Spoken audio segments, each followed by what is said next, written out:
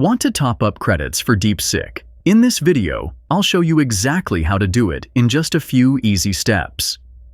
Don't forget to like this video, subscribe to my channel, and share it with others. First, open your browser and head to the DeepSeek AI homepage's top right corner. Click on the API platform link. This will open a new tab showing your usage details.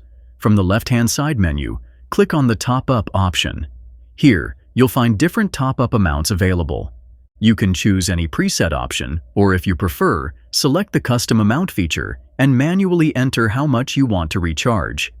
After selecting the amount, scroll down and pick your preferred payment method, whether it's a debit card, credit card, or PayPal. Sometimes, DeepSeek AI offers discounts like 50% or 75% off, so always check if any are available before proceeding. If you're using a different currency like CNY, the process is exactly the same. Once you've filled in your payment details and filled up all the credentials for the billing address, click the Pay button and that's it. Your credits will be topped up successfully. If this video helped, make sure to like, subscribe, and share. See you in the next video.